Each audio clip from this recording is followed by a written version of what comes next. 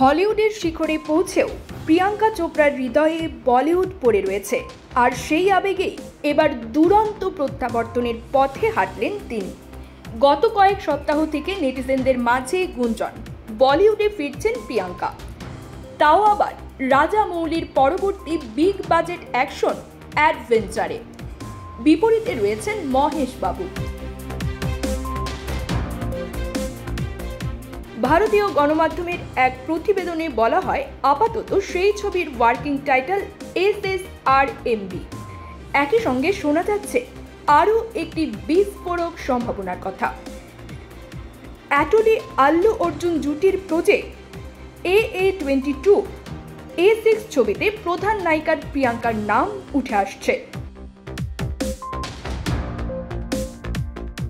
The বলি পাড়ার অলিতে গলিতে এই গুঞ্জনও শোনা যাচ্ছিল, এমন কোনো ছবির প্রস্তাবই নাকি প্রিয়াঙ্কা দেওয়া হয়নি অ্যাটলির তরফে, বরং তিনি নাকি বিবেচনায় ছিলেন অ্যাটলির অন্য একটি প্রজেক্টে, যেখানে মুখ্য ভূমিকায় ছিলেন সালমান খান। আপাতত সেটাও আর হচ্ছে না, ফলে প্রিয়াঙ্কাকে নাকি সরিয়ে দেওয়া হয়। প্রতিবেদনে আরও বলা হয়, প্রিয়াঙ্কাকে অ্যাটলি সত্যিই অফার করেছিলেন, কিন্তু তিনি নিজে সেই প্রজেক্টে না বলেন। রাজামৌলির মেগা ভেঞ্চারে হ্যাঁ করেছেন প্রিয়াঙ্কা, আর সেখানেই শুরু হচ্ছে তার বলিউডের দ্বিতীয় ইনিংস। অ্যাটলির চিত্রনাট্য ও ছবির পরিকল্পনা খুব একটা আকর্ষণ করেনি পিগি চপসকে।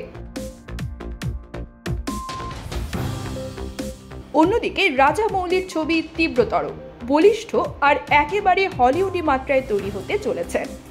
তারপর মহেশ বাবুর সঙ্গে অনস্ক্রিন কম্বিনেশন, সব মিলিয়ে এই কম্বোতেই শেষমেশ মন মজেছিল প্রিয়াঙ্কার।